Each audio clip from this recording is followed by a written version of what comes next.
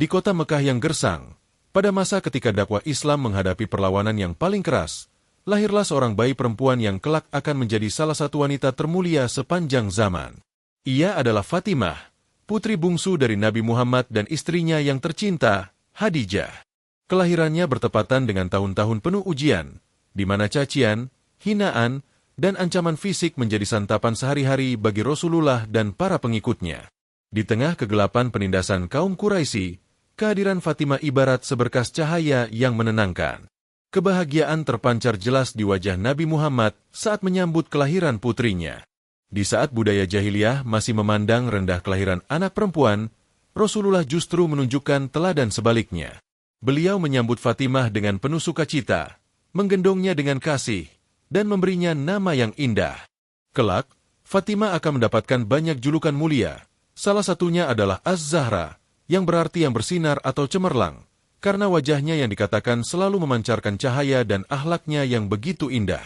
Fatimah tumbuh di rumah kenabian, sebuah rumah yang tidak dipenuhi harta, namun syarat dengan wahyu, hikmah, dan kasih sayang yang tulus. Ia melihat dengan mata kepalanya sendiri perjuangan ayahnya, kesabaran ibunya, dan keteguhan iman kaum muslimin generasi pertama. Lingkungan ini membentuknya menjadi pribadi yang kuat, penyabar, dan memiliki kepekaan yang luar biasa. Ia bukan hanya seorang putri, tetapi juga seorang saksi hidup dari sejarah awal perjuangan Islam.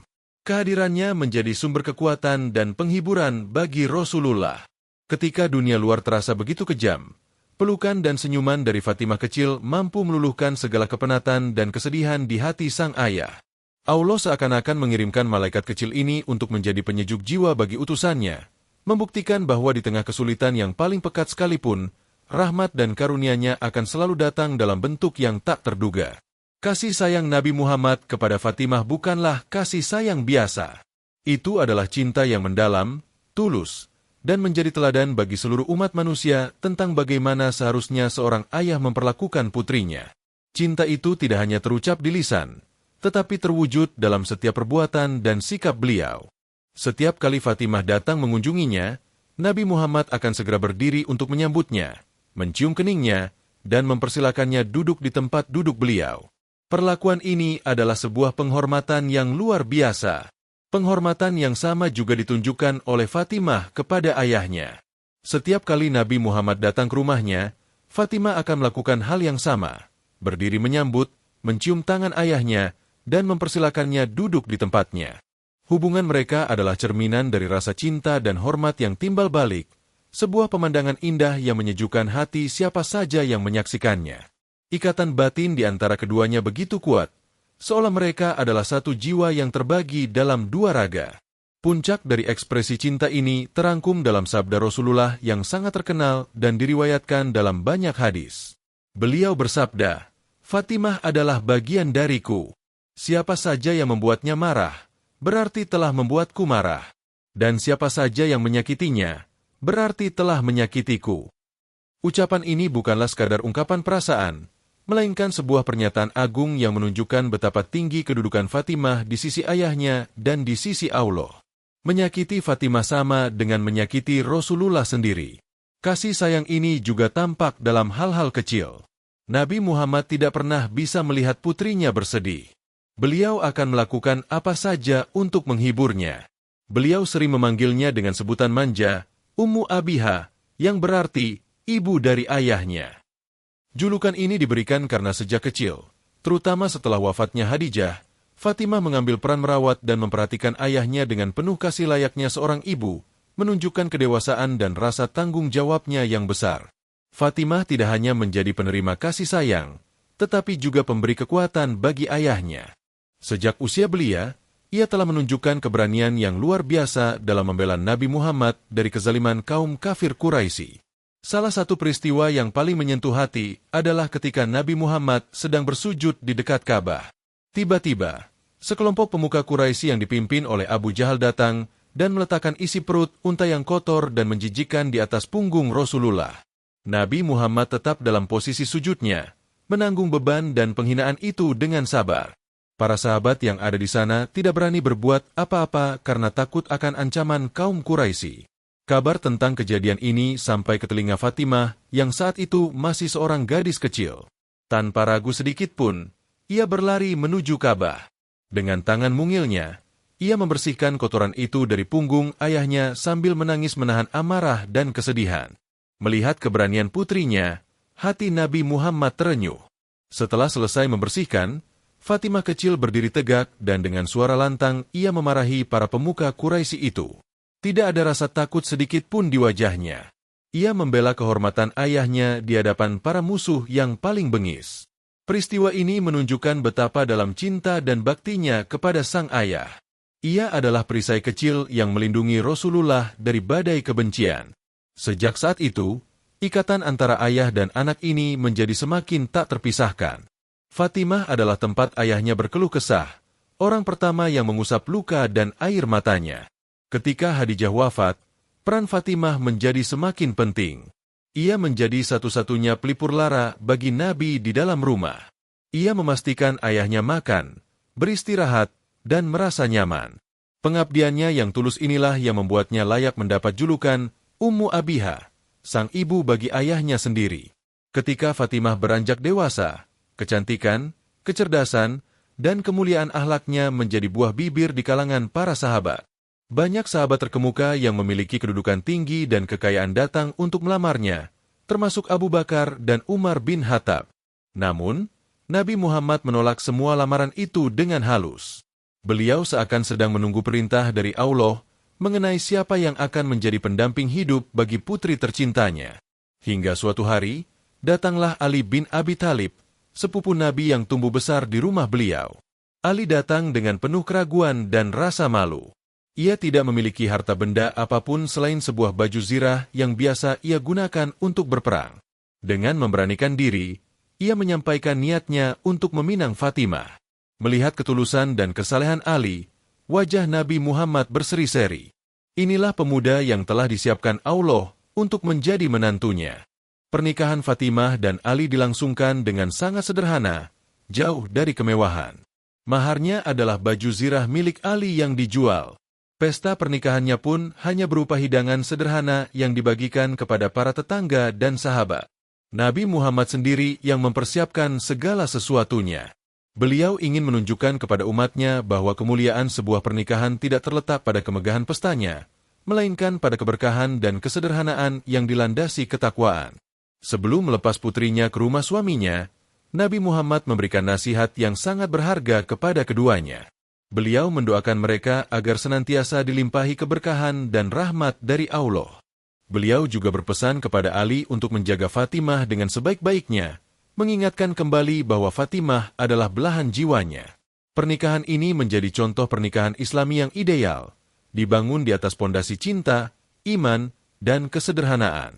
Rumah tangga Fatimah dan Ali adalah potret keluarga yang hidup dalam kesederhanaan yang nyaris mendekati kemiskinan. Mereka tidak memiliki pelayan ataupun harta yang berlimpah.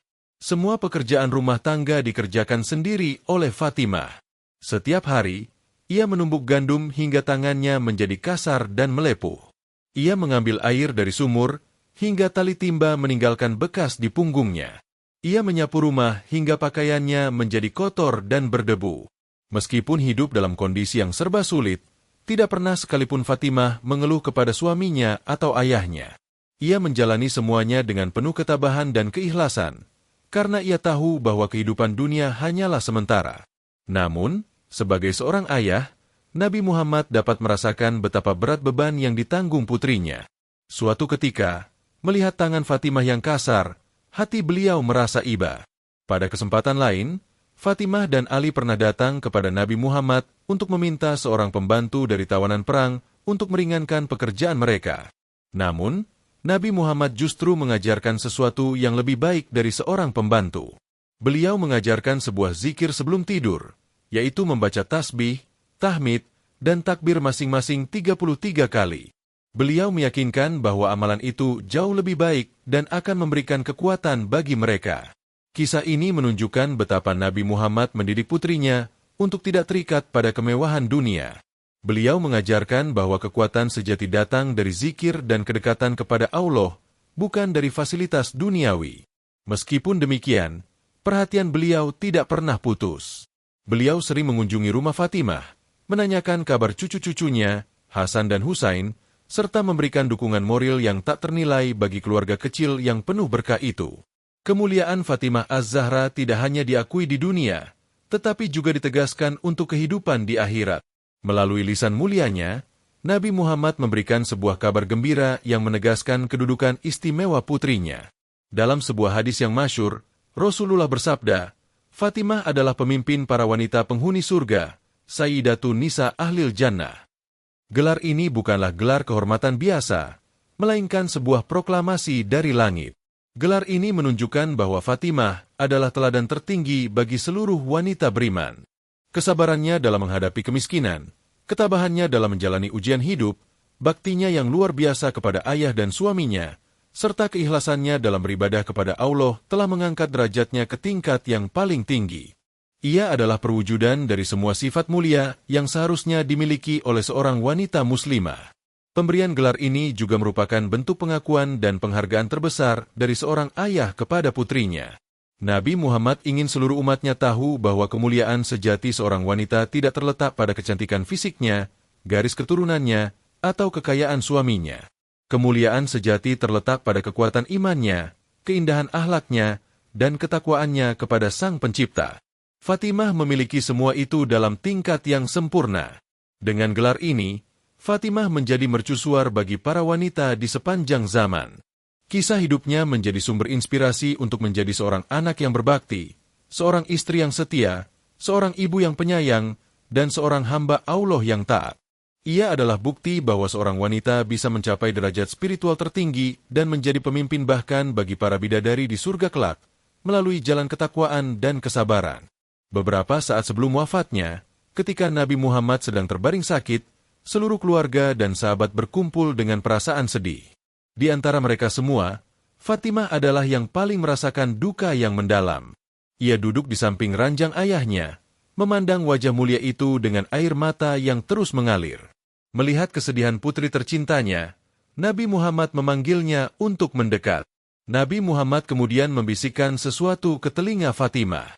Seketika itu juga, Fatimah menangis dengan tangisan yang lebih keras dari sebelumnya. Para istri Nabi yang lain merasa heran dan bertanya-tanya apa gerangan yang dibisikkan oleh Rasulullah. Melihat putrinya larut dalam kesedihan, Nabi Muhammad kembali memanggilnya dan membisikkan sesuatu untuk kedua kalinya. Kali ini, sebuah keajaiban terjadi. Wajah Fatimah yang tadinya basah oleh air mata, kini justru tersenyum bahagia.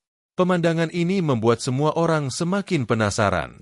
Setelah Nabi Muhammad wafat, Aisyah bertanya kepada Fatimah tentang rahasia di balik dua bisikan itu. Fatimah menjelaskan, pada bisikan yang pertama, ayahku memberitahu bahwa beliau akan segera wafat. Itulah yang membuatku menangis. Kemudian pada bisikan yang kedua, beliau memberitahuku bahwa akulah orang pertama dari keluarganya yang akan menyusulnya. Itulah yang membuatku tersenyum. Kisah dua bisikan ini adalah puncak dari keintiman dan ikatan spiritual antara ayah dan anak. Bisikan pertama menunjukkan kesedihan alami seorang anak yang akan ditinggal oleh ayahnya. Namun, bisikan kedua menunjukkan kekuatan iman yang luar biasa. Bagi Fatimah, berita bahwa ia akan segera berkumpul kembali dengan ayah tercintanya di sisi Allah adalah sebuah kabar gembira yang mampu menghapus segala kesedihan dunia. Ini adalah bukti cinta abadi yang melampaui batas kehidupan dan kematian.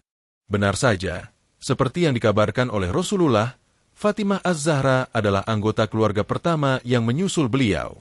Hanya berselang sekitar 6 bulan setelah wafatnya sang ayah, Fatimah pun menghembuskan napas terakhirnya. Kerinduannya yang begitu mendalam kepada sang ayah akhirnya terobati. Ia pergi meninggalkan dunia yang fana untuk bersatu kembali dengan jiwa yang paling ia cintai di keabadian.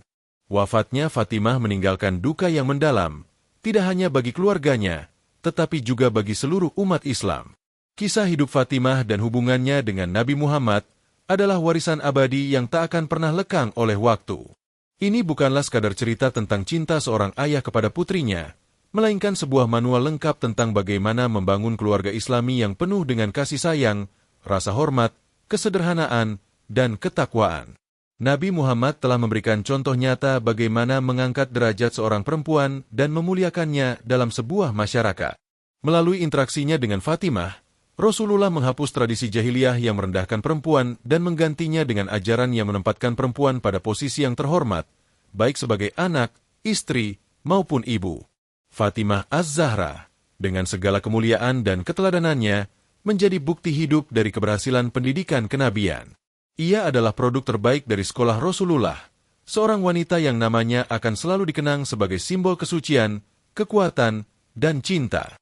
Pelajaran moral yang dapat kita petik dari kisah ini sangatlah dalam.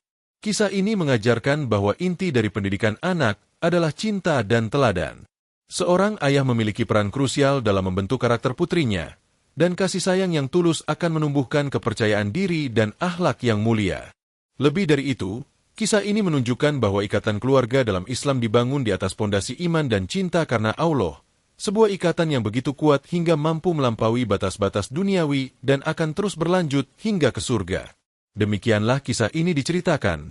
Segala kebenaran detailnya kita kembalikan kepada Allah, Tuhan yang Maha Kuasa.